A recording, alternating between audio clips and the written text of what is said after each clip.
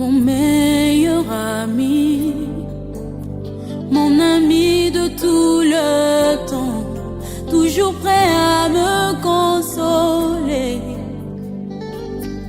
Yahweh, mon meilleur ami, moninga nanga ya motema, akuti sanga na famia bonzambe, na betelo lisolo ya camarade nangai, azalaka lisusu camarade te, akoma na ye famille nangai.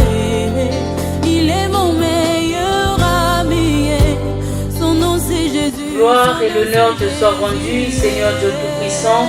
Nous te disons merci pour ton amour et ta puissance qui ne cesse d'abonder dans nos vies.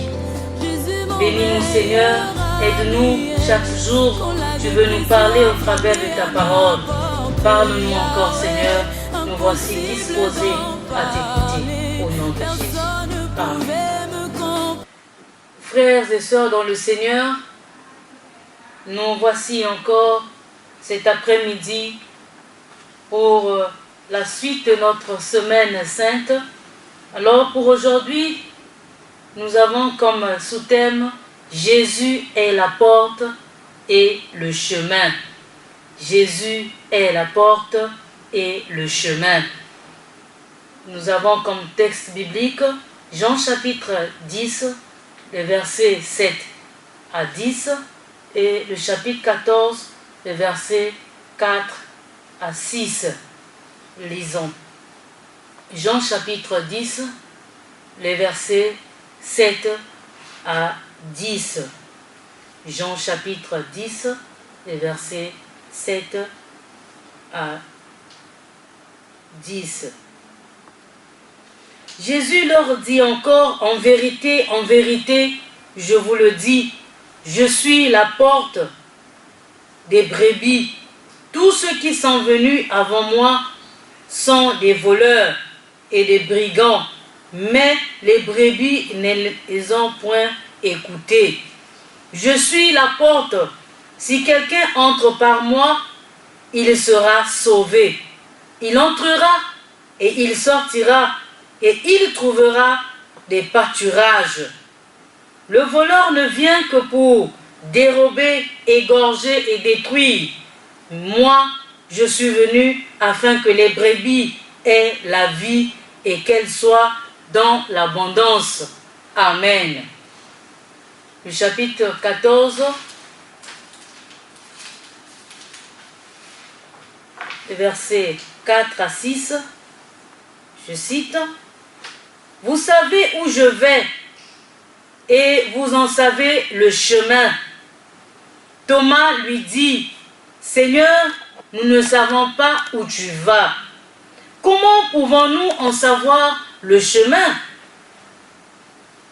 Jésus lui dit, « Je suis le chemin, la vérité et la vie.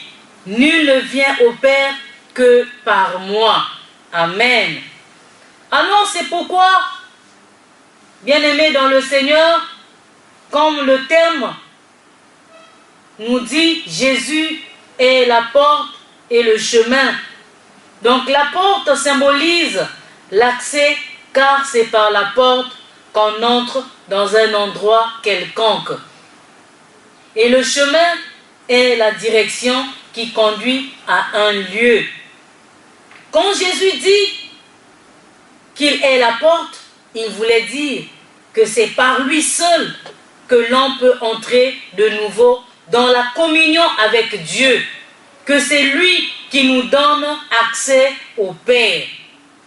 Il n'y a de salut en aucun autre, car il y a sous le ciel aucun autre nom qui a été donné parmi les hommes, parmi lesquels nous devions être sauvés. Actes chapitre 4, le verset 12. Jésus avait dit, entrez par la porte étroite, car large est la porte, spacieux, le chemin qui mène à la perdition. Et il y en a beaucoup qui entrent par là. Mais étroite la porte, resserré le chemin qui mène à la vie et il y en a peu qui les trouvent. Matthieu chapitre 7, les versets 13 à 14. Étroite et le chemin resserré, c'est Jésus. Pour être sauvé, il faut entrer par la porte étroite, c'est-à-dire par Jésus crucifié. Bien-aimés dans le Seigneur, nous devons entrer par Jésus. Nous devons suivre Jésus, qui est le chemin, la vérité et la vie. Entre par cette porte, entrer par cette porte, c'est se connaître perdu et croire que Jésus est l'unique moyen pour être sauvé. Que personne ne nous trompe. Que personne ne nous trompe, bien-aimés, car il y a un seul Dieu et aussi un seul médiateur entre Dieu et les hommes, Jésus-Christ, homme, qui s'est donné lui-même en rançon pour tous. 1 Timothée, chapitre 2, les versets 5 à 6. Jésus-Christ est la seule porte, le seul chemin qui nous conduit au Père. Nul ne peut entrer au ciel sans passer par Christ. Autrement dit, nul ne peut être sauvé en dehors de Christ.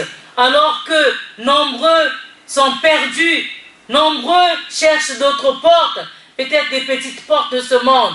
Mais bien-aimé dans le Seigneur, je veux te rassurer cet après-midi que Jésus seul est la vraie porte qui va te montrer, qui va t'emmener à la réussite. Jésus est la vraie porte qui va sauver ta vie et ta famille. C'est pourquoi accrochons-nous à cette porte. Nous devons suivre Jésus parce qu'il est la porte et le chemin. Seigneur, Jésus est la porte et le chemin. Et en ce moment, nous allons implorer la puissance de Jésus afin d'ouvrir les portes fermées. En ce moment, nous réclamons sa puissance sur chacune de nos vies parce qu'il est capable de percer, il est capable d'ouvrir des portes fermées par de malins, par le diable, les portes de mariage, les portes de boulot, les portes, Seigneur, des études, les portes, Seigneur, de la pauvreté. Merci parce que tu es Dieu et nous croyons en ta puissance et nous croyons que tu es celui-là qui peut faire, qui peut sauver tes enfants, qui peut sauver des familles, qui peut sauver le monde. Alors Seigneur, qu'après cette pandémie, Seigneur, il y aura la gloire. Nous passerons de la gloire du désert à la gloire. Que toutes les portes de santé fermées seront ouvertes au nom de Jésus. Et merci pour la santé. Merci pour la restauration de l'humanité, pour la restauration de notre pays, le Congo. Nous te rendons gloire en ton nom, Seigneur. Reçois la gloire, reçois l'honneur, parce que tu es Dieu. Au nom de Jésus-Christ, qui est notre seul Sauveur, nous avons ainsi prié. Amen. Amen. Que Dieu nous bénisse et que Dieu continue encore à nous édifier au canal de sa parole. Amen.